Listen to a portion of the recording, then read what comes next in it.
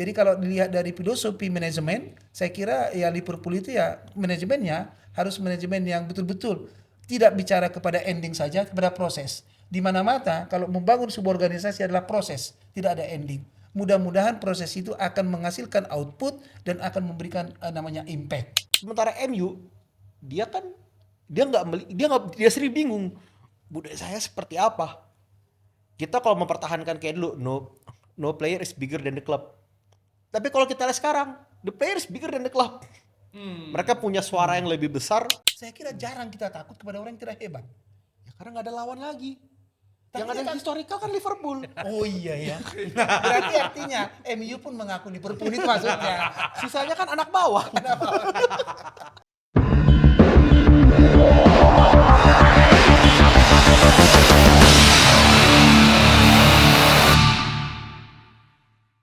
Yo, bertemu lagi dengan gua Dedik Priyanto di podcast Ruang Bola, YouTube Ruang Publik, dan kita akan lagi-lagi kita ngomongin sepak bola Indonesia, sepak bola dunia, dan sepak bola luar angkasa kalau ada. Dan tentu saja gua gak sendirian bersama my partner in crime, Indro yang bukan warkop. Nah, lu semangat banget Bang Indro. Oh, Bang Indro. semangat dong. Ini kan kita di hadapan narasumber yang hebat-hebat nih. Dan omong-omong setup kita baru nih coy. Oh iya. Iya, berarti kita tidak bertiga lagi dong. Iya, kali ini berempat. Kegentingan apa nih yang membuat kita sampai harus berempat nih? Nah, kita kali ini ngundang 2 orang, satu rektor, yang satu warek. Wakil rektor. Bentar. Berarti kita bakal ngobrol dengan profesor-profesor. Iya, ya, Nah, bedanya apa nih profesor apa nih? Yang satu fans King MU. Wow, lu kok lemah banget ngomong King dah. Kangking. Profesor King MU. Nah, Wow. yang satu lagi tentunya King Liverpool. Nah, semangat ya. Ini abang kita ini.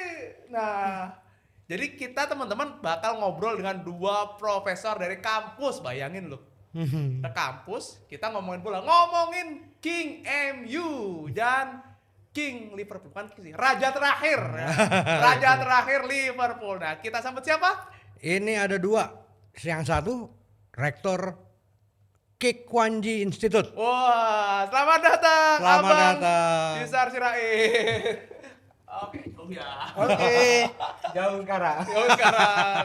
Nah, yang kedua, ini Yang dari kedua wakil rektor Universitas 17 Agustus. Wow, ini 45 Jakarta. Abang Brian Matthew. Brian Matthew. Ini. Apa kabar nih? Baik. Apa kabar kamu? Sehat semuanya. Ini jersinya coy. Wah, udah jelas banget nih, intimidatif ini.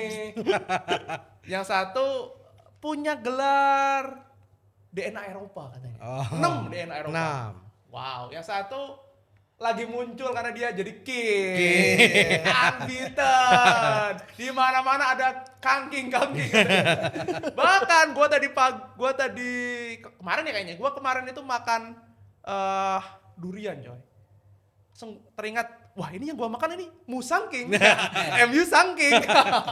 Kemarin gua gereja ada pakai baju setan. Di gereja. Gereja pakai baju setan. Gak bener banget.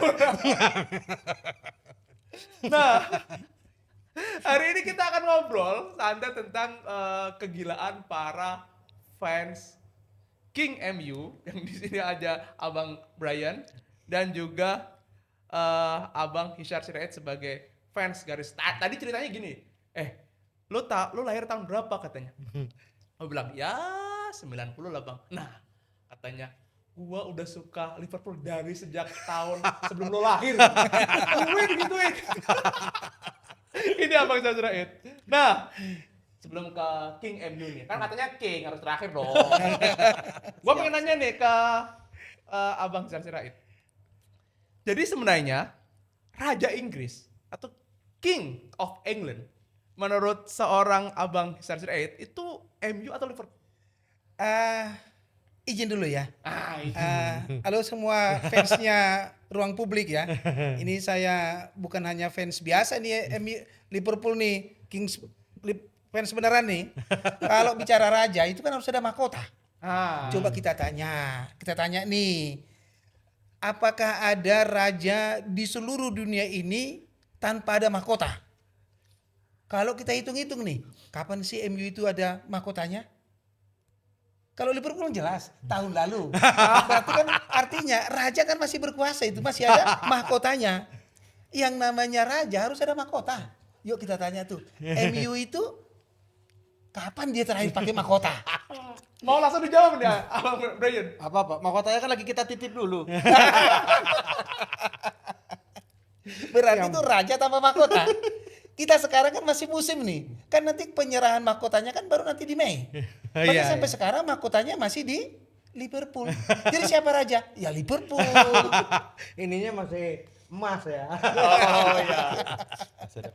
Gitu berarti. Menurut Abang ini raja apaan kok raja tanpa mahkota? Nah, menurut Abang Brian, kenapa sih kalian itu? Gue fair ya, gue kan happy ketika ada kawan happy. Gue happy ketika ada temen gue fans MU yang muncul ke permukaan terus dia cerita tiap pagi serasa angin sepoi-sepoi tiap pagi, langit cerah meskipun Jakarta hujan gitu ya. Gue happy. Dan menurut lu apa yang membuat MU merasa sebagai king Karena ya England? ini momen kebangkitan. Udah mulai kelihatan kan jalan kembali menuju ke kerajaan. Udah mulai kelihatan alurnya. Udah peringkat 3 sekarang. Eropa udah depan mata. Poinnya tinggal beda sedikit sama Arsenal. Arsenal kan udah biasa jagain Tapi izin dulu ya. Kan ada namanya kalau kerajaan itu ya. Ada putra mahkota mengaku-ngaku putra mahkota. Ada putra mahkota beneran gitu loh. Jangan-jangan inilah ngaku-ngaku putra mahkota. Berarti bukan king, ini princess. Iya. Masa levelnya princess. Masih, belum Mas. dinobatkan. Belum. Ini lucu banget.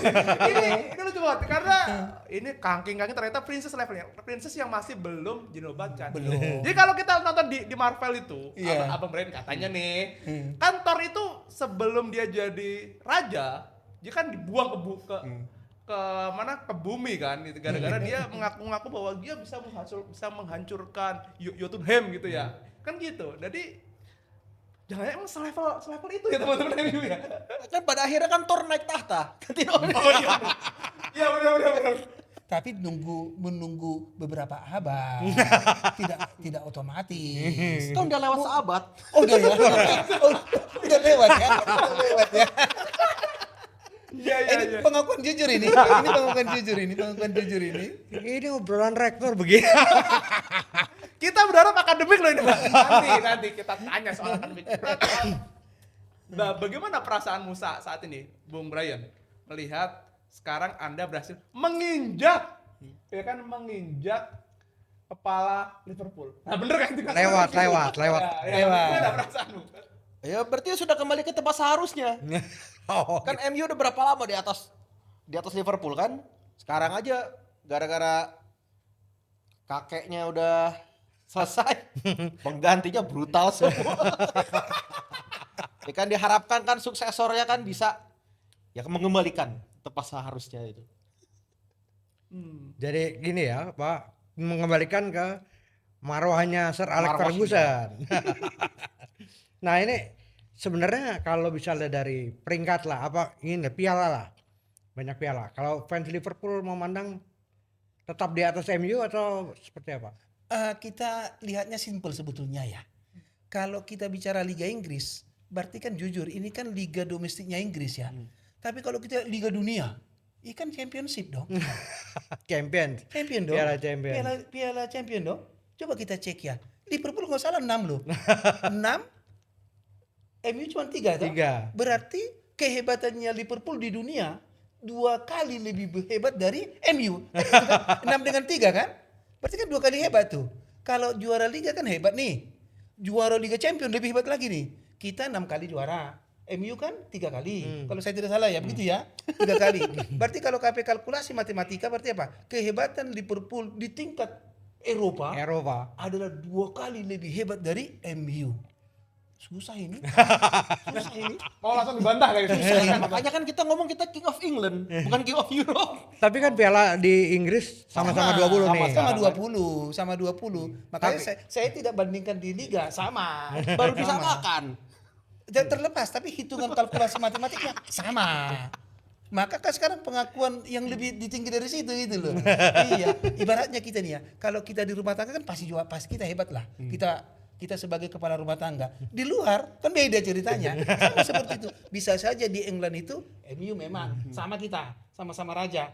Tapi di Eropa jauh men. Jauh. Tapi ketika MU disamakan panik nggak?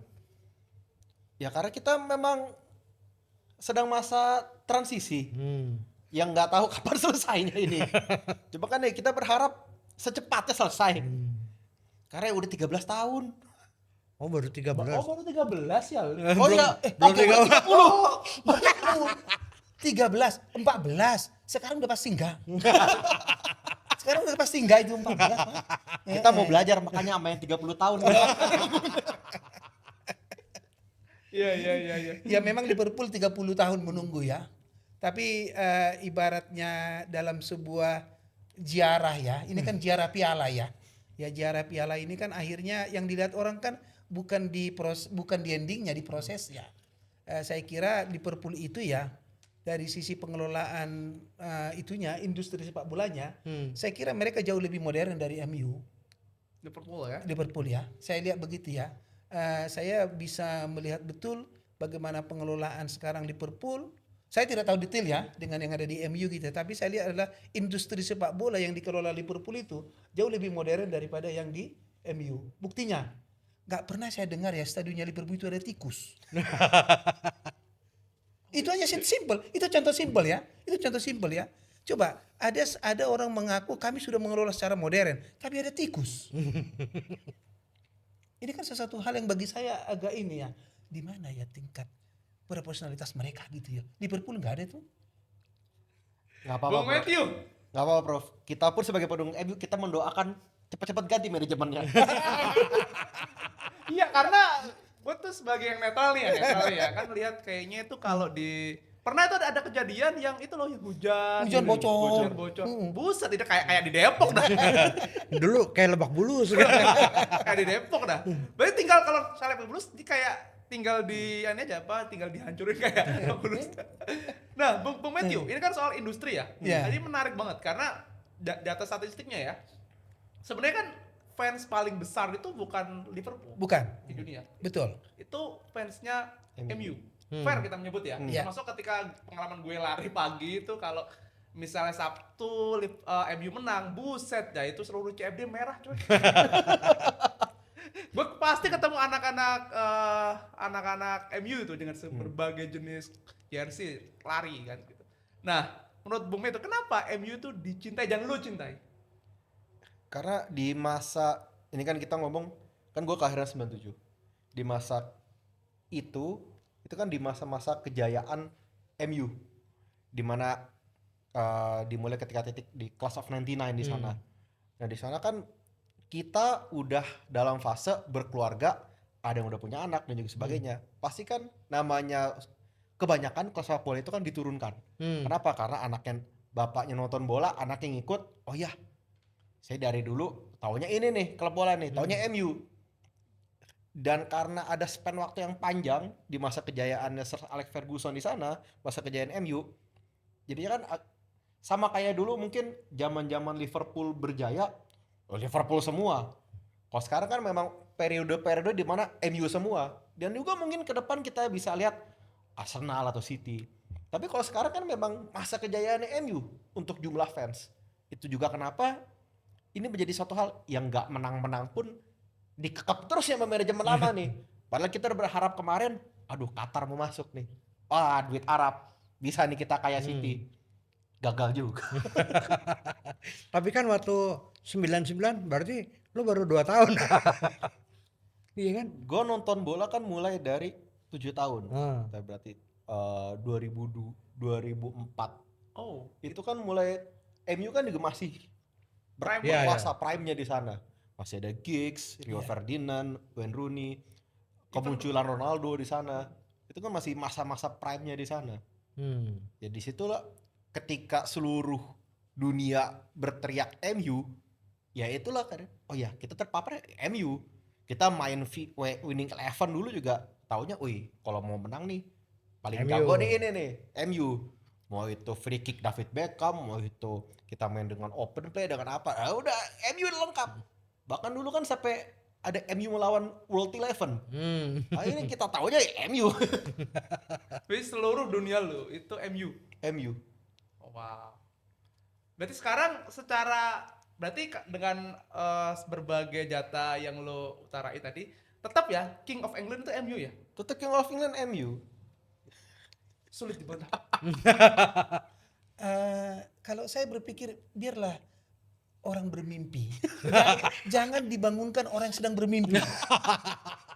Hal yang paling menyebalkan dalam tidur adalah ketika kita bermimpi, tiba-tiba kita dibangunkan. Biarkan mereka terus bermimpi, ya kita yang akan terjaga terus. Apalagi mimpinya menyenangkan ya. Iya. Coba kalau ada fansnya Ruang Publik, kalau kita sedang mimpi gitu ya, tiba-tiba membangunkan kita, kesal enggak? Pasti kesal. Pasti kesal. Jadi biarkanlah MU tetap bermimpi gitu ya. Mereka bermimpi dan mimpi itu membuat mereka bahagia. Oh. Ya, kalau kita sudah bicara adalah realita. Ya, bagaimana kita bisa memastikan gitu ya. Saya yakin ke-21 itu jatuhnya ke Liverpool. Jatuhnya ke Liverpool gitu ya. Bijak sekali. Emang 30 tahun puasa ini emang mengajarkan orang jadi bijak. Ini beda, kalau MU kan menggebu-gebu Iya. di masa depan. Betul. Mimpi kan dibangun Iya, gitu Pak ya. betul itu. Sedangkan Iya. Liverpool yang sudah 30 tahun Iya. mengalami kedukaan ya kan. Iya. Ya harus Sudah menjadi bijak. arif dan bijaksana. Oke, saya ingin bicara soal DNA juara ya. Ini kan sudah 20 tahunan. Ya Sir Alex lah. Sir Alex itu membangun dinasti prestasi lah, kira-kira gitu. Sedangkan kalau di Liverpool kan kita punya Bill Shankly lah. Shankly, Dia iya. mengajarkan filosofi Bu. ya kan. Filosofi lah gitu kan. Sedangkan Sir Alex mengajarkan dinasti prestasi spesifik lah. Kita harus fair menyebut sejak era modern ya MU yang membutuhkannya bukan Liverpool tapi ya Arsenal.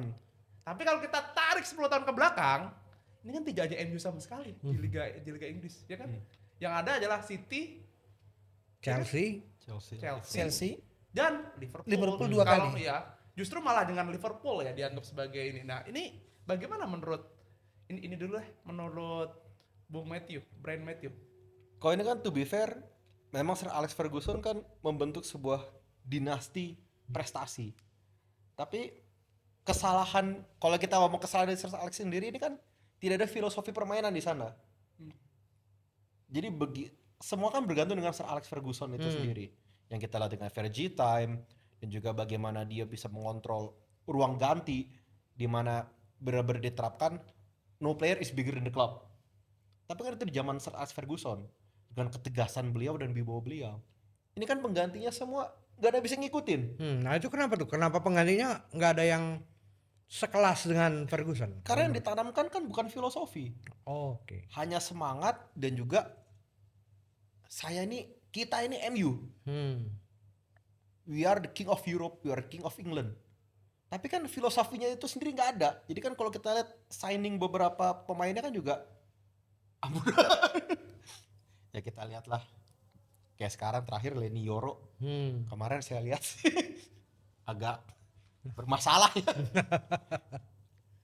Ya nggak ada DNA Manchester United yang bisa kita lihat. Karena yang diturunkan kan prestasi, bukan filosofi di sana. Bukan gaya bermain yang kita lihat seperti Barca dengan La Masia. Lalu kita lihat juga Real Madrid dengan Los Galacticos-nya. Kalau MU kan ya itu yang harus dibangun lah kalau kita bicara di sana. Oh wow, ini pengakuan yang sangat jujur dari seorang fans MU ya. Ini gue agak amazed karena biasanya kan, tapi in some point gue sangat senang karena dia mengatakan bahwa dia jujur bahwa mengatakan bahwa MU emang belum punya atau emang tidak dibangun oleh filosofi sepak bola yang apa ya, yang kokoh seperti halnya mungkin klub-klub besar lain di Eropa. Tapi dia punya tradisi yaitu juara dan itu bernama Alex Ferguson kan gitu kan, mau bilang gitu. Nah, menurut Apakah memang kalau misalnya menurut apakah Jurgen Klopp yang bisa benar-benar membuat filosofi Liverpool terlihat lagi?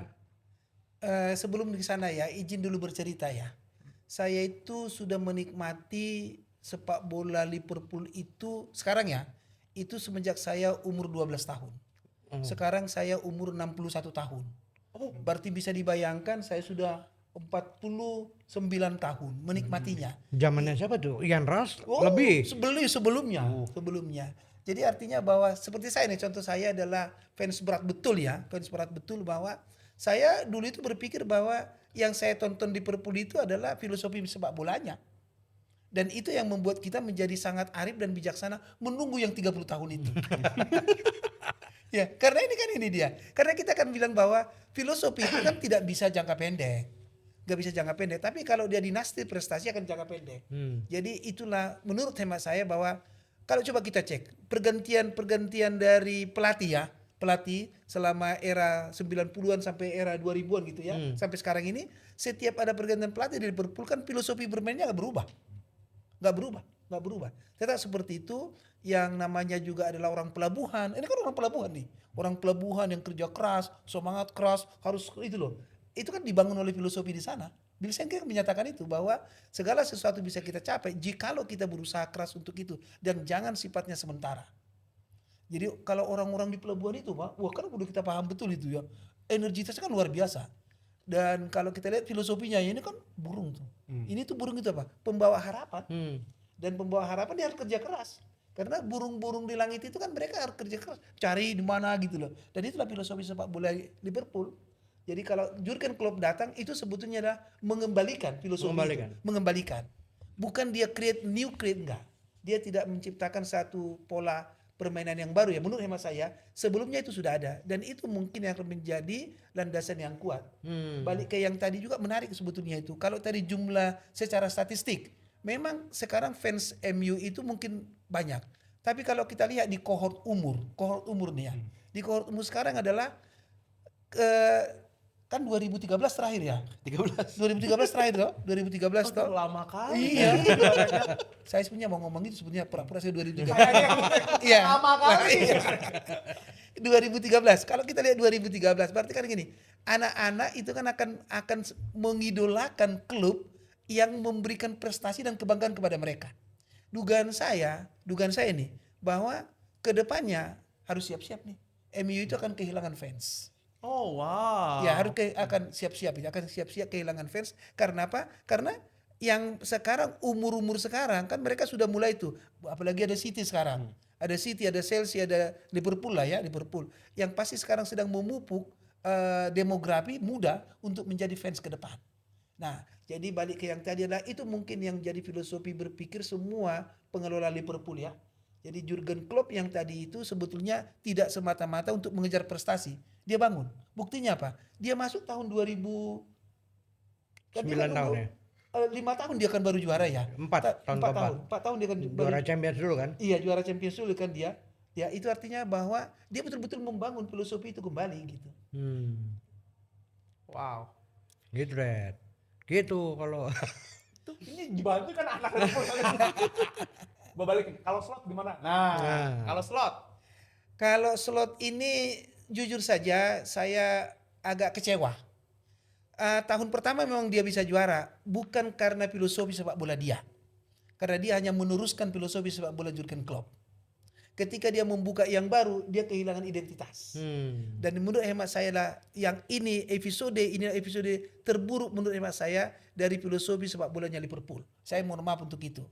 Karena saya lihat ya, tidak ada konsistensi di antara bagaimana dia menggunakan pemain-pemain yang ada, membangun sebuah dalam organisasi sepak bola yang ini, dan ada Jurgen Klopp itu membangun dengan adanya arsitek sepak bola, ada orkestra sepak bola di dalamnya, dan sekarang ini nggak ada. Jadi kalau bisa sih secepatnya dia out lah. Tim Arne out. Kalau Iya. dulu kan Klopp kan heavy metal, ini remuk metal. Nah, kalau MU Carrick gimana? Sebentar, jangan sebut Carrick, sebut dia Miracle. Oke, lagi. Ya teman-teman MU, I love you. Miracle, Miracle Carrick untuk King MU. Iya. Bung Brian. Ya mungkin kita harus melihat jangan sampai ini hanya honeymoon period. Karena kan kita udah lihat berapa kali caretaker yang dengan sangat gemilang. Zaman oleh Gunnar Solskjaer. Kita menang berturut-turut 8 kalau nggak salah itu. Abis itu kan begitu ditetapkan flop langsung. Ini harus kita lihat dulu Carrick seperti apa. Karena kan dia itu belum ada sebagai pelatih ya. Kalau sebagai pemain dia sudah merasakan bagaimana prestasi di zaman Sir Alex. Tapi kan sebagai pelatih kan belum ada pengalaman yang memang memperlihatkan bahwa saya mampu. Ini kan masih ada 10 pertandingan lagi. Dan juga beliau kan belum menghadapi Eropa seperti apa. Ya mungkin harus kita lihat. Mampu nggak ini untuk setidaknya lah 10 pertandingan berikutnya. Tapi kalau memang dia ternyata mampu untuk ternyata MU bisa challenge for the title, ya we need to give the credits where the credits is due. Wow, bahkan sudah berani level men-challenge untuk trofi coy kayak gitu. Tapi tunggu dulu. Nah, Ini, mari kita belajar dari sejarah. Ya toh, kita kan tidak boleh melupakan sejarah ya. Saya ingat betul itu adalah siapa tadi ya? Yang sebelum ini? Ole. Ole itu kan dulu menang terus. Kan final untuk penentuan nasib kan selalu di Liverpool. Ketika dia kalah Liverpool kan diganti dia. Hati-hati. Nanti di bulan Mei ada Liverpool kita tuh. Big match satu lagi tuh. Satu lagi. Disitulah nasibnya Miracle Carrick itu akan ditentukan. Kalau dia sampai kalah di situ, saya yakin gak lanjut. Tapi kalau kita menang, slot yang gak lanjut. Liverpool selalu penentu nasib dari MU. Kalau gimana? Kalau kita menang berarti slot yang out. Alhamdulillah. Dua orang di sini langsung bilang alhamdulillah. Iya, alhamdulillah. Ya gitu loh. Tapi jangan lupa itu ya itu. Kapan juga akan begitu ya, ya kan? Setiap ada pelatih MU yang bagus, kan finalnya itu ditentukan nasibnya oleh pertandingan big match melawan Liverpool. Kalau mereka kalah, otomatis langsung out. Bung Ryan setuju dengan statement itu? Ya karena itu kan big match terakhir penentuan. Karena kalau nggak salah 10 match ini udah nggak ada big match lagi kan? Iya, tinggal Terakhir satu. Aston Villa emang sudah takdir, udah waktunya buat turun lah. Kan tinggal terakhir lawan Liverpool ya pembuktian dari Ya itu. hanya itu aja. Dan gue baru ingat kemarin kita ngobrol sama Bang Fu ya. Teman-teman bisa lihat di video ini, kita ngobrol banyak. Bang Fu ini raja terakhir fans King MU gitu. Dia ngomong gini, ini katanya MU ini kan mainnya seminggu sekali. Lebih banyak kan dia main bola coy. Seminggu 2 kali.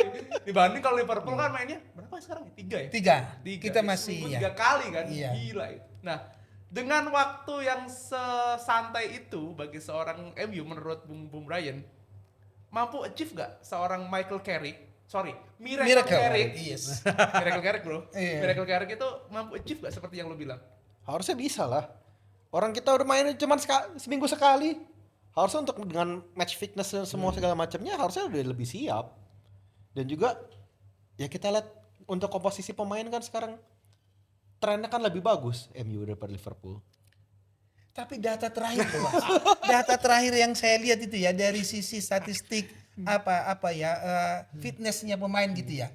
Meskipun Liverpool itu 3 kali bermain dalam 1 minggu, data yang saya dapat itu tingkat fitnessnya udah masih lebih tinggi.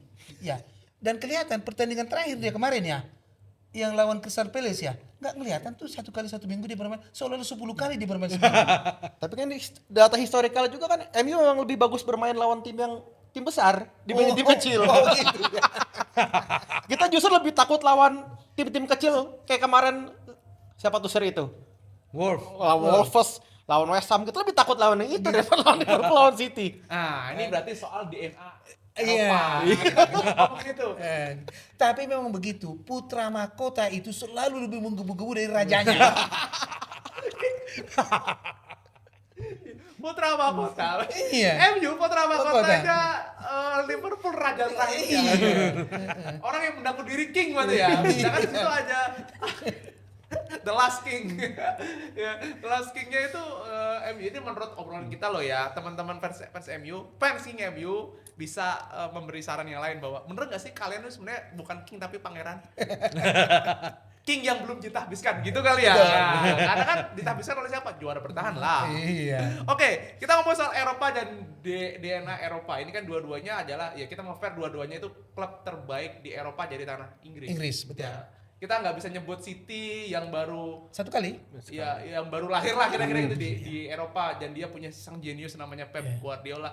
Chelsea dia punya kekayaan yang unlimited. Yes. dari seorang Rusia ke Todd Boehly yang kata anak-anak Chelsea nih, buset ini kepalanya nggak jelas itu. Iyalah orang dia pakai sponsornya enggak kan? Ya, iya. Iya kan misalnya gitu. Nah, gue pengen nanya soal momen-momen terbaik Liverpool dan MU. Kalau Liverpool kita tahu ada Istanbul, Miracle Istanbul Yes. gitu kan. Terus MU treble lah. Treble. Gue paling ingat tuh MU saat golnya Teddy Sheringham sih. Gitu. Teddy Sheringham itu ikonik banget lah. Yes. Dua kali berapa Ke gawang Munchen ya? Munchen. gitu ya. Gue masih inget tuh Samuel Kufur, gua nonton tanggal Samuel Kufur tuh nangis di akhir-akhir karena kan dia udah perkira menang, tapi tiba-tiba ada Teddy Sheringham kan. Nah, menurut kalian ini soal mukjizat ini kan kita tapping saat puasa ya. Lebih mukjizat Miracle Istanbul atau injury time-nya MU? Nah, siapa yang mau jawab duluan? Saya baru menonton siluetnya dari FIFA ya. Saya kira di situ nggak ada MU yang dimunculkan. Yang dimunculkan adalah 2005 Istanbul. Itu bertanda bahwa sebetulnya yang paling miracle itu sepanjang sejarah final Liga Champions adalah yang ada di Turki Istanbul. Karena memang itu luar biasa. Karena lawan mengakuinya. Kalau Liverpool kan belum mengakui, tapi lawan pada waktu itu kan mengakui Milan kan. Bayangkan Milan pada waktu itu siapa pemainnya? Semua adalah pemain hebat dunia. Kakak, wih luar biasa, semua ada di situ. Dida. Luar biasa, semua Dida, semua ada di sana gitu loh. Shevchenko, iya kan? Yang penyerang, luar biasa. Tapi kan mereka mengakui lawan tertangguh yang kami hadapi di final adalah Liverpool. Itu artinya bahwa DNA Eropa memang di Liverpool. Bung Brian. Kalau saya kan jujur saya baru 2 tahun ketika Class of 99 itu ada. Kan berarti kan saya hanya melihat dari cuplikannya. Atau Dan ulangannya. juga itu kan kalau di Amazon Prime itu kan ada dibikin seriesnya, Ya. Class of 99 di sana. Kalau saya lihat itu kan bagaimana cerita kebangkitan dari MU itu sendiri, dimana kan belum pernah terjadi, belum pernah ngerasain bagaimana MU itu bisa meraih treble. Ya. Itu bisa menjadi suatu mujizat untuk MU itu sendiri. Walaupun kita ngomong kalau yang tadi disampaikan di FIFA itu bahwa ini Miracle of Istanbul dan sebagainya. Tapi ini sebuah mujizat sendiri di mana ini merupakan titik balik di mana MU memulai momen sebagai raja di sana. Memulai sebagai raja. Sebagai raja. Memulai, ya. Memulai sebagai raja. Memulai. Kata kuncinya kata King MU ini emang ajaib kok. Oke. Nah, kalau menurut kalian, ini kita lihat sebenarnya dalam 20 tahun terakhir gitu ya, lebih ditakuti MU atau Liverpool? 20 tahun terakhir. 20 MU. tahun terakhir ya. Tapi gini, mari kita coba ingat dulu ya. Bahwa setiap ada wawancara pelatih dunia, mana mereka paling takut? Di Old Trafford atau di Anfield? Survei membuktikan mereka paling takut bertanding di Anfield. Karena suasana you will never walk alone-nya luar biasa. Nah, ada tanggapan nggak, Bung Brian? Kalau untuk 20 tahun terakhir sih saya masih bilang MU masih menguasai. Why? Karena kan itu di momen dimana kalau kita lihat sendiri, bahkan MU melawan World 11 aja masih menang MU. Ini anak game memang. Masih menang MU di sana. Tapi tunggu dulu, Bre. Kalau saya tidak salah, saya pernah dengar wawancaranya Sir Alex ya. Di stadion manakah yang paling dia takut datang? Jawabannya cuma satu. Anfield. Kan dia nggak mungkin takut di Old Trafford kandang sendiri. Takut dia ya. Logis. Artinya bahwa Sir Alex sendiri pun mengakui bahwa paling menakutkan itu adalah pasti kita takut kenapa? Karena orang hebat. Saya kira jarang kita takut kepada orang yang tidak hebat. Ya karena nggak ada lawan lagi. Tapi Yang ada kita- historical kan Liverpool. Oh iya ya. Berarti artinya MU pun mengaku Liverpool itu maksudnya. Sisanya kan anak bawah. Tapi kan Pak ya, kalau Liga Inggris itu nggak kayak misalnya Liga Spanyol yang cuma Madrid sama Barca Iya, ataupun Liga Jerman yang cuma Munchen ditambah-tambah Teman-temannya lah. Dortmund segala gitu Ya kan. teman-temannya pokoknya. Tapi itu. kalau di Liga Inggris sekarang udah banyak sekali yang menjadi pesaing. Nah, kalau di 20 tahun terakhir ini sebenarnya bagi MU dulu deh, pesaing berat bener itu siapa? Ini kan berganti terus ya, antara Arsenal, waktu itu sempat dengan Chelsea, dengan Liverpool, terakhir banget kan dengan City, zaman-zaman terakhir Sir Alex Ferguson. Tapi kalau kita lihat memang momen menakutkan kan pasti menghadapi Liverpool. Kenapa? Karena ya memang secara historical kan kita bersaing trofi dengan Yes. Liverpool. Kalau dengan yang lain kan kita nggak ada bersaing apa-apa. Berarti Mau bersaing musuh utama kalian itu bukan City-nya Pep ya? City kan baru di terakhir-terakhir aja. Sebelumnya kan hanya tetangga yang berisik. Ya kita kasih momen lah anak kecil lah. Nanti juga turun sendiri.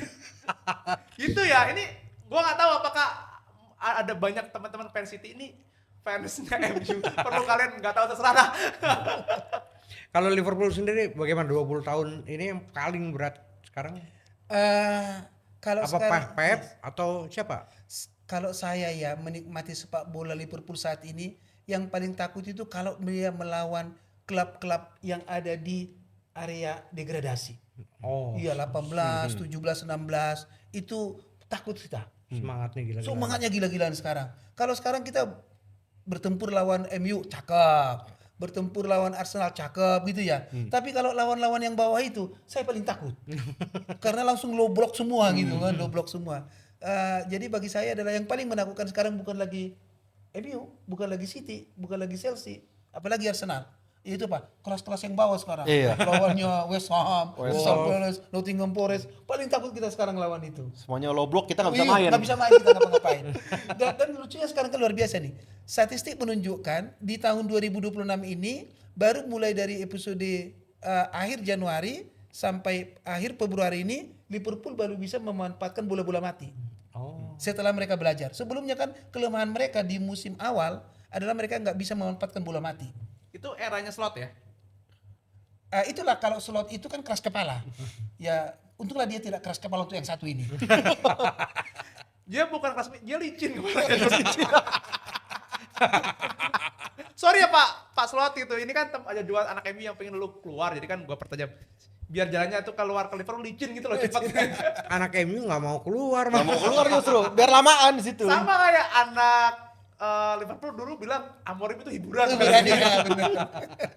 Bayangin, klub sebesar MU kemarin di urutan berapa? 15. 15 yang dua di atasnya degradasi. Iya kan 15. 15. Subhanallah. Tarung relegasi. Masa sekelas Tottenham. Pusing. Skala Spurs gitu. Berharapnya Oke. masuk Champions-nya gara-gara pas lawan Tottenham kan? Iya, sekelas ayam sayur, ampun. Ampun. Nah, oke, kita tadi kan gue ngobrol di sebelum tapsing ini kan ngobrol sama Bang Hisar ini kan gini, katanya saat dia di kampus, coy. Saat di kampus lucunya itu anak-anak yang teridentifikasi anti Liverpool atau pro Liverpool dia dapat perlakuan istimewa. Nah, kita tadi nanya soal itu nih. Sebelum ke Bung Brian ya. Karena dua-duanya ini kan orang yang bekerja di level akademik, Bang Indro kan. Bang Hisar Sirait dia profesor dan rektor di Kwi Kian Gi Institute. Kwi Kian Gi itu seorang ekonom yang terkenal banget kan di zamannya Gus Dur kan, zaman Gus Dur sampai ke zaman mereka. Pokoknya salah satu ekonom terkemuka di Indonesia lah. Kawan satu ini ya kan yang tentu masih muda kan ya. Masih muda saat rebel aja umurnya baru 2 tahun coy. Tapi dia sudah jadi wakil rektor kan. Itu dahsyat sekali gitu ya. Di universitas apa tempatnya? 17 Agustus. 17 Agustus. Nah, dua-duanya ini kan bertemu dengan mahasiswa atau didikannya yang tentu saja secara ideologis kalau bola kan kalau gue timnas kan ideologis ya jelas ya, ideologisnya mereka kan jelas Liverpool sama MU. Kalau kalian bertemu dengan mahasiswa berbeda klub itu gimana kalian? Ini terlepas urusan akademik gitu. Gimana? Ada yang mau cerita dulu? Saya ya kalau teman-teman ya di yang ini fans yang di ruang publik ini ya rektor IBKKG itu sudah jelas Liverpool sejati. Jadi sebelum saya mulai kuliah nih cerita nih ya, tanya dulu nih siapa di antara anda yang fansnya Liverpool? Tunjuk tangan, pasti lulus. Pasti lulus. Nah, belajar yang benar ya. Oke, saya siap jawab berangkat ke ujiannya. sono berarti. Gitu. Siapa fansnya MU? Ada tunjuk tangan. Saya sarankan anda pindah kelas saja. Karena pasti nggak lulus nih. Gitu. ini dipotong dikasih ketahuan ke kampusnya. Jadi menarik nih, kalau lagi ada ujian nih Pak, ujian UTS atau UAS gitu ya, itu pasti nih, kan kita dosen ya, kadang-kadang kan kita tidak menilai hitam putihnya, tapi apa yang mereka bisa jelaskan. Mereka sudah pintar itu. Kalau mereka nggak bisa menjawab pertanyaan saya, mereka udah siap-siap membuatkan liriknya You Will Never Walk Alone. Pasti ada nilainya itu. Pasti ada. Jadi anak-anak sekarang itu, saya kan kalau sekarang kan dunia pendidikan kan ada yang namanya dengan penilaian yang tidak sebatas kepada akademis ya. Iya. Ada dari sisi adalah partisipasi, ada dari sisi keaktifan di kelas gitu ya. Kadang-kadang anak-anak itu ya mohon maaf nih, mereka datang dengan kaos Liverpool. Itu ingin berarti mereka akan dapat poin itu pasti. Karena udah bawa kaos Liverpool. Itu kan kreativitas. Ini kan pembentukan karakter ini kan nggak semata-mata mereka ngerti dengan akademis ya, tapi adalah pembentukan bagaimana jati diri saya ada. Jadi kalau mereka berani menunjukkan saya Liverpool, berarti kan mereka bahasa komunikasinya bagus, communication skillnya kan bagus, gitu ya. Berarti kan saya nilai itu, kamu dapat bonus tambahan nilai, gitu Bapak. Ini Brian kayaknya siap yang niru. Kalau saya masih belum bisa. Umur mahasiswanya masih di atas saya. Dan jangan lupa setiap saya di kampus itu sudah pasti itu bahwa setiap ada saya membuka acara, menutup acara, bahkan di wisuda pun itu kalimat terakhir selalu You will never walk alone. Bahaya sekali. Jadi selain merah putih timnas Indonesia ya, berarti di kampusnya Quikian gini semuanya merah. Bung Brian, ada cerita nggak?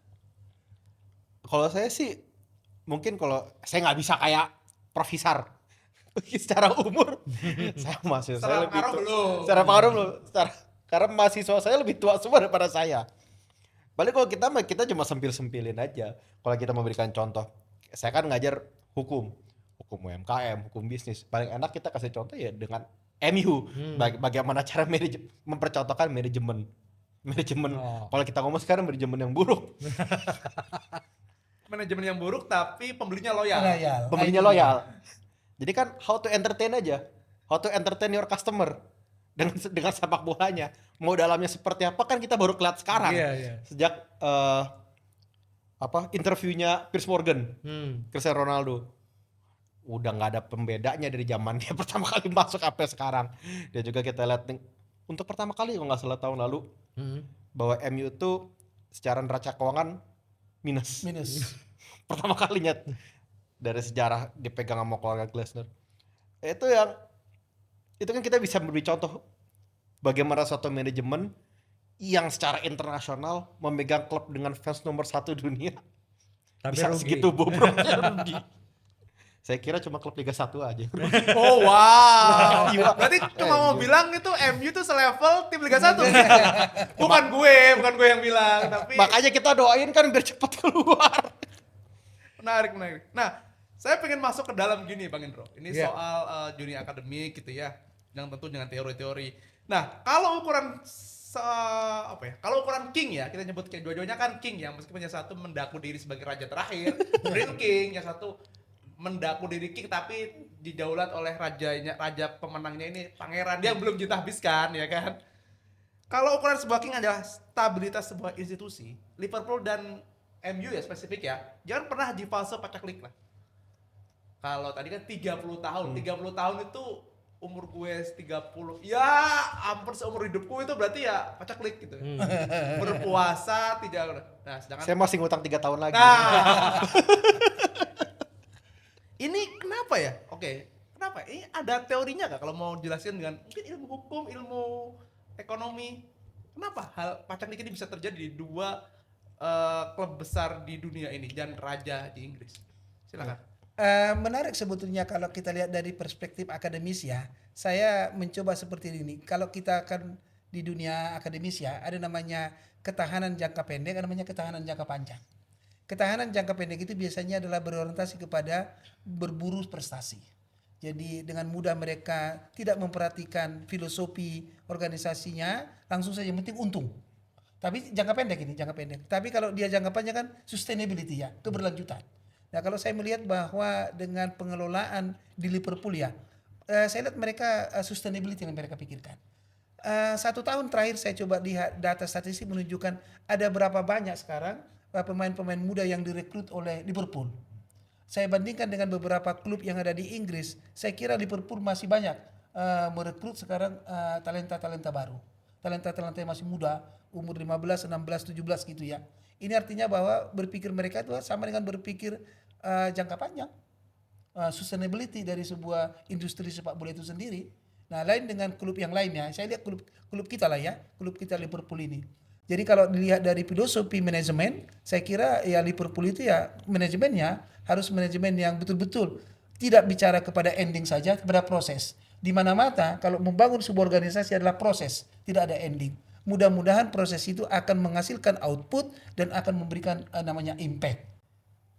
Wah, ini teorinya manajemen sekali ya. Ada impact, gitu kan. Bung Brian.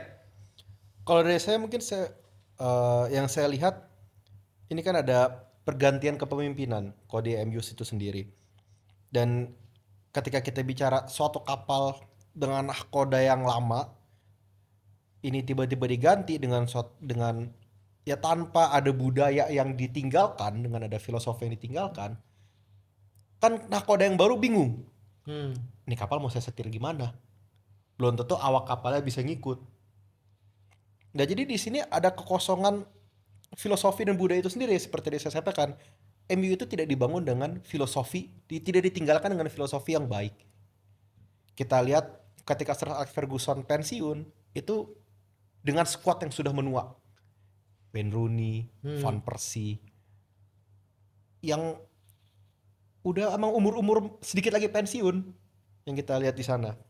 Nah, ini kan tidak ada filosofi yang ditanamkan ketika mereka pensiun nih. Karena penggantinya ada, generasinya nggak ada di sana, terputus. Yang datang justru nggak membawa DNA juara yang MU pegang sebelumnya. Ini juga sama seperti kalau kita ngomongin dengan institusi itu kan membutuhkan pemimpin kaderisasi selanjutnya yang memang sudah dilatih sevisi. Beda cerita mungkin kalau penggantinya Sir Alex Ferguson itu yang memang memiliki visi yang sama. Ini kan kita lihat David Moyes merubah Ingat gue. merubah cara bermain MU. Jadinya kan kehilangan identitas di sana langsung. Karena memang tidak ada filosofi yang diturunkan ke sana. Dan di sana juga itulah gimana kita lihat sekarang itu satu kapal besar, kapal megah yang nahkodanya bingung. Saya mau bawa kemana ini? Nah, itu kita lihat MU sekarang. Menarik. Nah, koda besar, bingung, setelah diganti oleh banyak orang dengan waktu yang sangat cepat ya. Sangat cepat nahkodanya ganti. Ada berapa sih? Ada 10 selama proses perganti Sir Alex? 10, 12, 13? Kalau dihitung dengan caretaker mungkin ya. Iya, dengan caretaker. Iya, banyak. 15 kali ya? Iya. Atau selama mereka menunggu juara 13 tahun. 13 tahun. 13 tahun Satu itu bisa 2. setahun bisa 2 gitu. Oh, gila. Dan juga kita lihat kan kalau klub itu kan 5 tahun ya diberikan Iya. waktu. Kalau ini kan nggak ada, paling lama 4 tahun. 4 tahun dia udah Itu juara dia. Siapa? Amorim paling lama setahun lebih. Ten Hag? Oh iya, Ten Hag itu cuma 3 3 tahun. tahun. 3 tahun. Itu kan belum ada. Ole hanya nggak ada 3 tahun Ole juga. nggak ada. Iya. Makanya kan filosofi itu kan butuh waktu. Oh wow. Kalau saya sih cenderung ini Pak, kalau di Liverpool itu kan saya lihat gini, identitas memang harus dipertahankan. Kalau kita lihat musim ini ya, musim 2025-26 gitu ya, sampai Desember itu jujur si Arne Slot itu ingin merubah filosofi kita bermain. Kalau dulu kan gaya pressing jelas ya, setiap satu lawan datang kita 3 orang gitu ya. Saya lihat itu sampai di bulan November dia 1, paling-paling 2. Coba kalau kita cek sekarang Pak, di Januari, Februari, 1 itu udah 83 sekarang. Artinya dia sudah sadar. Sudah sadar dia bahwa saya harus kembali lagi kepada identitas Liverpool yang sebenarnya. Kalau ini kan kita untung udah balik ke Carrick, udah tahu cara bermain seharusnya. Kalau zaman Amorim kan kita nggak tahu. Iya, itu dia dia. sendiri bingung mau main seperti apa. Ya sama seperti kita mengelola institusi pendidikan kan. Sebenarnya kan sederhana sebetulnya. Kita tahu siapa kita, dosen, kita rawat dosennya. Kita tahu mahasiswa, kita rawat mahasiswanya. Kita tahu bahwa perguruan tinggi itu kan tridharma perguruan tinggi ya. Ada pendidikan pengajaran, ada penelitian publikasi, ada PKM. Ya sudah, itu yang kita rawat. Sama seperti kita di sepak bola juga sama. Yang kita rawat siapa? Pemainnya. Terus siapa yang kita rawat? Ya itu infrastruktur ekosistem itunya ekosistem sepak bolanya yang harus dibangun. Dan itu tidak boleh. Jangan mentang-mentang seperti Arne Slot sekarang ingin punya identitas sendiri, ingin mencatatkan nama sendiri. Saya rubah dari filosofinya, hangus dia mah. Bahkan ketika dapat kucuran duit sebesar itu ya, Bingung dia. Sama seperti kita pemimpin perusahaan nih ya, tiba-tiba dikasih, nih gue kasih duit lu banyak lu. Tapi kalau kita nggak ada cultural value kita, nggak ada nilai dalam perusahaan itu, nggak ada budaya, nggak jalan tuh perusahaan, Nggak bisa. hancur itu. nah kalau seorang seorang MU, bukan seorang sih, MU tuh kapal besar kalau kata Bapak Brian tuh. MU itu berarti perusahaan yang gagal dong berarti. Perusahaan yang tidak tahu bagaimana, yang pemimpinnya tidak tahu bagaimana cara mengelolanya. Karena memang seperti disampaikan, cultural values-nya nggak ada. Jadi beli pemain tuh nggak ada dilihat cocok nggak dengan budaya kita. Kalau kita sekarang pimpinan kampus, kita merekrut dosen-dosen teknik-teknik yang memang sesuai dengan budaya kita. Jadinya kapal itu berjalan tanpa hambatan. Karena kan memang orang yang masuk, orang yang kita rekrut sudah tahu oh budayanya seperti ini. Sementara MU dia sendiri bingung budaya saya seperti apa. Kita kalau mempertahankan kayak dulu no player is bigger than the club. Tapi kalau kita lihat sekarang, the player is bigger than the club. Mereka punya suara yang lebih besar. Saya nggak mau sama pelatih ini. Mainnya kita lihat kayak Pogba, Cristiano Ronaldo. Mereka kan sudah bigger than the club. Mereka bisa berbicara senaknya di depan media. Mereka bisa komplain, saya nggak cocok nih dengan pelatih ini. Oh saya nggak mau main seperti segala macamnya. Ini kan budaya yang udah diturunkan. No player is bigger than the club ini kan hilang. Akhirnya sekarang every player is bigger than the club. Mereka Dan punya itu memang sekarang jadi masalah dalam pengelolaan sepak bola, dan itu menjadi kendala berat bagi pelatih sekarang. Karena kegagalan pelatih sekarang sebetulnya bukan hanya menerapkan taktik sepak bolanya, bukan hanya mempertahankan filosofinya, tapi seberapa integritas dia di mata pemain. Ambil contoh, menurut hemat saya ya, Alonso itu adalah pelatih yang bagus. Yes. Dari pelatih dari klub Bayer Leverkusen ya, yang biasa-biasa menjadi luar biasa kan. Selama ini kan kita hanya bilang aja kalau ada di Jerman, Bayern, Munich, Dortmund gitu ya. Oh itu boleh lah, tapi kan dia muncul gitu loh. Kenapa dia gagal di Madrid? Sederhana saja, bukan karena tidak ada dia taktik sepak bolanya, gaya main sepak bolanya, enggak. Sederhana, dia tidak bisa diterima oleh pemainnya. Kita lihat yang kasus yang terakhir kan, yang ketika pertandingan yang di Arab ya, antara siapa itu, Barcelona lawan Real Madrid kan, yang dimana mereka kalah, kemudian dia ajak pemainnya untuk bisa menghormati, dia nggak mau toh. Ya itu kegagalan, dan saya kira banyak begitu. Dulu Alex itu bisa karena seperti itu, Pak. Betul. Setelah itu nggak ada lagi pemimpinnya.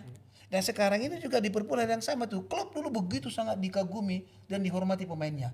Arne Slot, mohon maaf, 2025-26 ya agak mengalami penurunan. Respeknya pemain Liverpool kepada Arne Slot berkurang.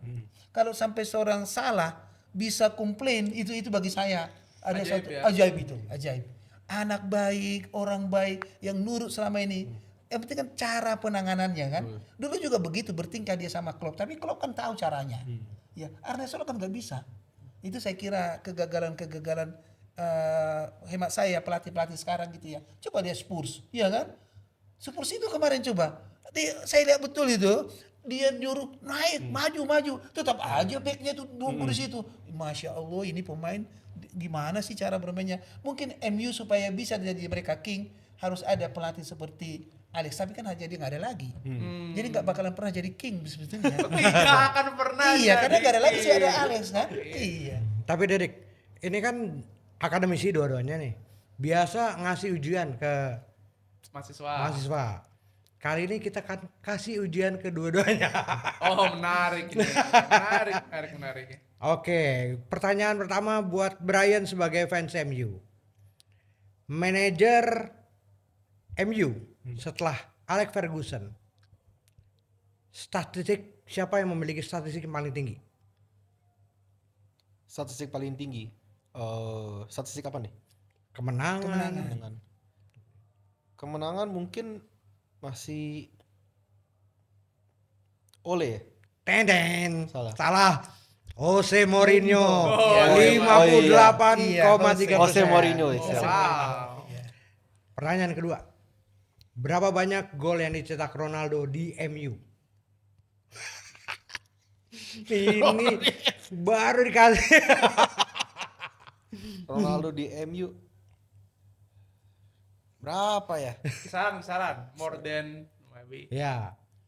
less than 200, 100 sampai 150 bos. Jeng jeng. 145. 145. Iya pak. 145. 145.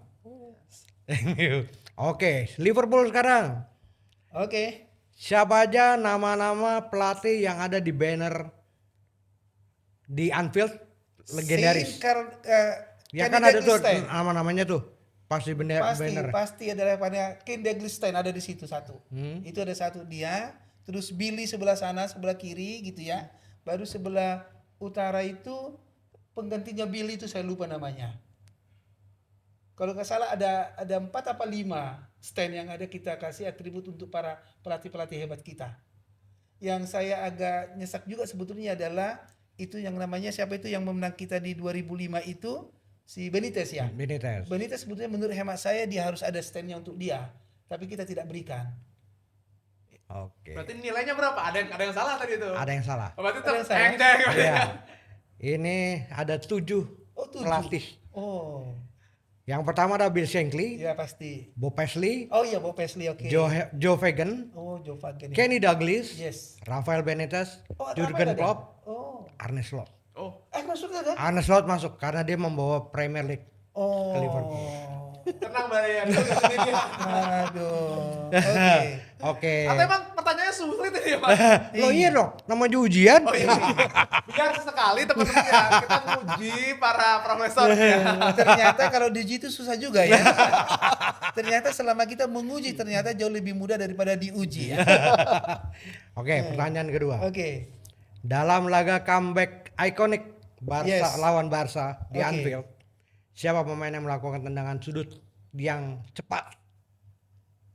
Oh, itu udah pasti Trent Arnold yang sekarang dia menjadi mengkhianati kita pergi ke Madrid. Bye-bye lu. Betul. Bye-bye lu. Nah, Pertanyaannya gampang ya nomor Gampang ya. kalau itu. Iya, yang terakhir ya. Pokoknya semua Liverpool bagi saya gampang lah. Tadinya betul 49 semua. tahun, men.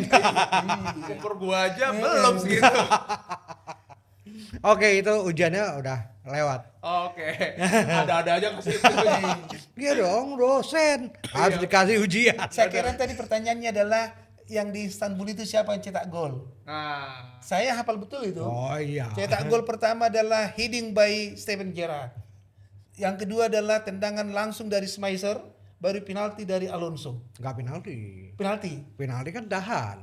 Berarti Iya, hitungannya ya betul. penalti. Oh, enggak penalti dia. Pokoknya Hitungannya dia penalti di tangan, penalti. tenang lagi dia masuk. Iya. kita melihat dua fans. Jadi itu bukan penalti ya karena Bukan di tangan penalti, ya, hitungannya penalti ya. langsung. Oke, sekarang Oke. bisa saling bertanya. Tapi Oke. sebelum situ gue belum nanya. Apa momen paling ikonik yang kalian ingat dari fans klub masing-masing? Bung Ryan, dari MU, apa momen yang paling lu merasa bahwa lu sampai merinding, lu sampai nangis sebagai seorang apa istilahnya Mancunian ya? Mancunian. Mancunian. Mancunian itu kan untuk warga Manchester. Warga Manchester. Betul. Kalau Iya. untuk sebutan di MU sendiri kan nggak ada. Nggak ada sebutan untuk fans MU. Kalau untuk MU ada ya, King ya. King. Kalau yang paling ikonik mungkin pertandingan terakhir Sir Alex Ferguson ketika momen perpisahan. Karena kan udah berapa kali tuh menyatakan akan pensiun. Cuman kan tambah lagi semusim. Yang di akhir di mana itu 2013 itu kan ada satu momen spesial di mana satu stadion itu kan memang menselebrasikan kepergian dari Sir Alex Ferguson. Yang itu dia menjadi sebuah end of an era lah. Karena kan Sir Alex Ferguson sendiri sudah berpuluh tahun memimpin MU ini sendiri. Dan itu kan bener-bener crowd-nya itu merasakan bahwa kepergian ya inilah pembuat legenda di MU lah. Membawa 13 Membawa Piala 13 Premier League Piala ya. Premier. Dan juga sebelum dia kan MU berjuang dan juga di memulai masa kejayaan di zaman Sir Alex Ferguson. Dan juga ini diharapkan Ketika Sir Alex Ferguson itu ada suksesor yang bisa meneruskan di sana. Jadi momen itu kan kenapa menjadi suatu hal ikonik, sebuah momen di mana kita mengharapkan dengan kepergian ini suksesornya kan bisa melanjutkan kejayaan ini. Nah itu sih yang jadi suatu momen ikonik di situ. Kalau saya yang paling luar biasa bagi saya adalah ketika mimpi kami itu akan diwujudkan. Pada saat itu kami sedang memimpin liga. Pada pertandingan malam itu saya ingat betul itu Brendan Rodgers itu menurunkan terbaik melawan Chelsea. Kemudian sang bos kita itu, sang Gerrard. kapiten itu kira terpeleset. Ya Tuhan, terpeleset. Gara-gara terpeleset itu nggak jadi juara kita itu loh. Itu paling ikonik bagi saya. Paling ikonik, bukan juaranya saya, tapi apa? Kita sedang dikasih mimpi untuk bisa juara gitu ya. Tahun berapa itu saya lupa persis. Itu dia terpeleset, kita sudah memimpin nih. Memimpin lama kita memimpin gitu ya. Terpeleset Gerrard itu kalah. Setelah itu kita pertandingan terakhir draw ya, 3-3 ya. Saya lupa lawan siapa Lawan gitu ya. Crystal Palace. Hah? Crystal Palace. Crystal Palace kita 3-3 itu ya. Dan disitulah saya kira seluruh dunia itu menetekkan air mata. Seluruh dunia Seluruh fans dunia. Liverpool. Iyalah pasti itu. Ini yang menyedihkan ya. Iya itu saya ikonik sekali. Iya. Saya kalau juara kan Liverpool udah biasa juara. Jadi nggak ikonik lagi bagi saya kalau Liverpool juara gitu ya. Tapi pada saat itu ya kita menunggu-nunggu kan sudah 25 tahun ya. Kita nggak lebih ya. Iya, 22 20 tahun lah. Itu adalah harapan kita terakhir, ini juara nih, juara nih. Sang kapiten kita itu terpeleset. Itu paling ikonik. Itu paling memorable ya. Iya. Karena gue baca biografinya Gerrard gitu ya. Iya. Gerrard tuh cerita itu momen tersedih dia dalam hidup. Iya. Karena dia tuh balik, gue masih ingat baca itu, wah ini. Karena biografi Gerrard itu salah satu biografi yang asik selain biografinya Andrea Pirlo kan gitu. Andre Pirlo juga bagus Andrea ya. Pirlo itu cakep sekali. Cakep. Gue suka banget karena dia suka main PS. Dia malamnya main PS, besoknya juara itu. Iya. Tapi Gerrard tuh sedih, coy. Dia sedih, dia balik pulang dari ini terus dia naik taksi, dia melihat bahkan dia tidak mau melihat sekitarnya, dia merasa dunia itu gelap Iya. dan dia sendirian. Wah, itu pemimpin dia. Iya. Tapi yang Liverpool ikonik itu ya Gerrard. Iya, setuju. Tidak ada yang lebih besar seikonik dia menurutku ya. Karena aku nggak ngerti kalau 49 tahun kan Abang Izar ini kan wow. Kalau itu kan nggak ada yang lebih itu. Tapi kalau kita tanya juga ya para motivator-motivator gitu ya. Motivator-motivator kan selalu ingin memberikan contoh-contoh memotivasi orang toh. Saya sudah banyak bicara dengan para motivator. Contoh yang paling bagus bagi mereka memberikan motivasi kepada para peserta seminar adalah Istanbul 205.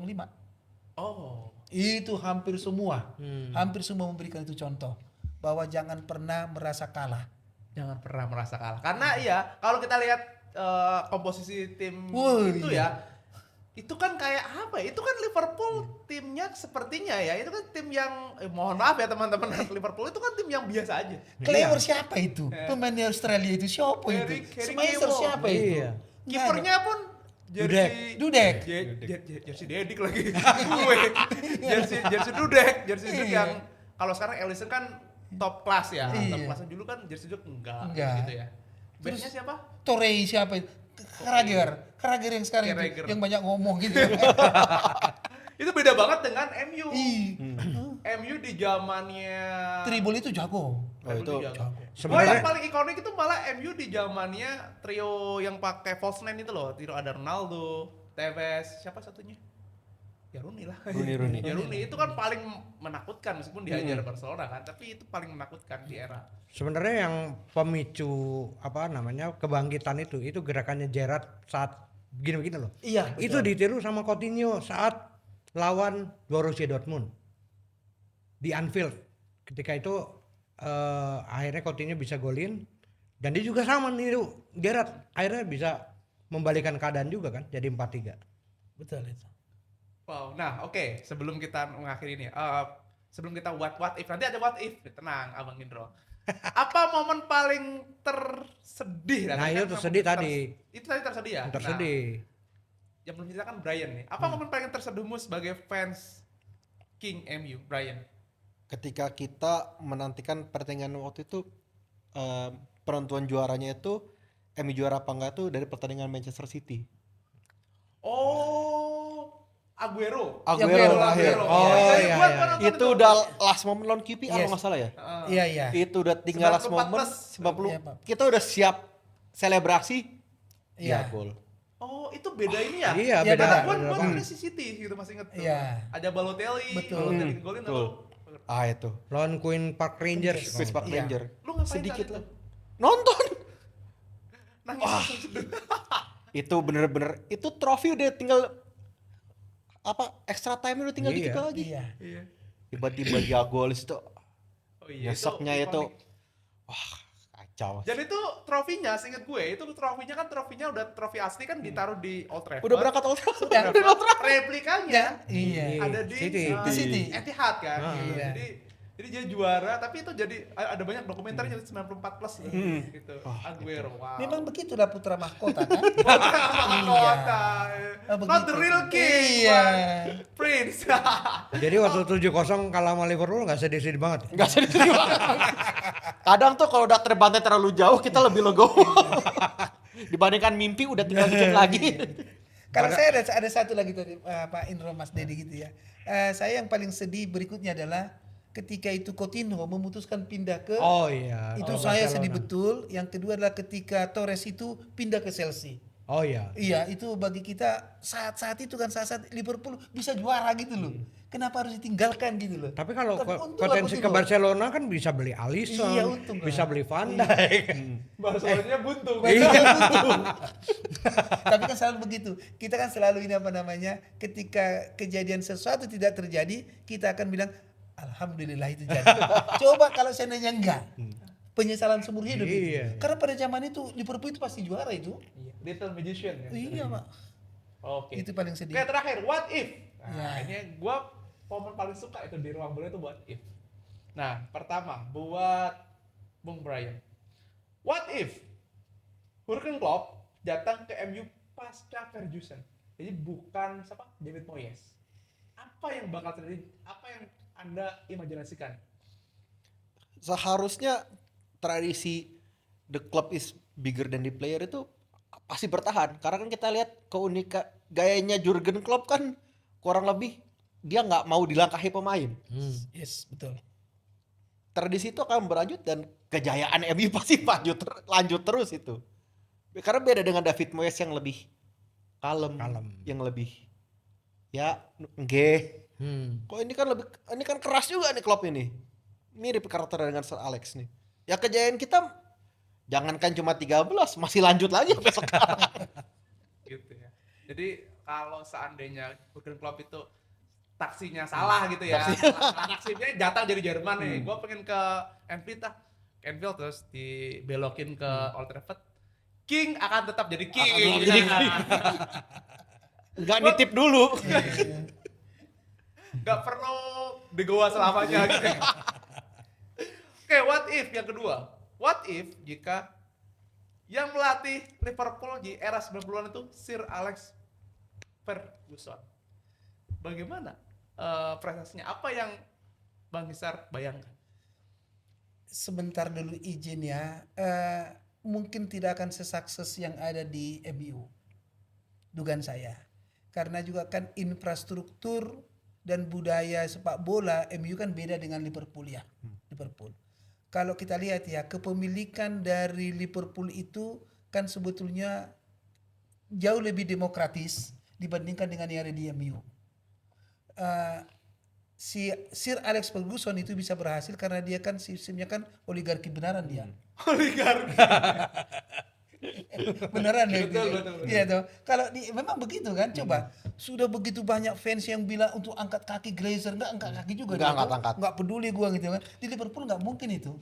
Ya, di Liverpool itu saya yakin kalau Sir Alex Ferguson ke Liverpool mungkin akan berhasil tapi tidak sesukses di MU.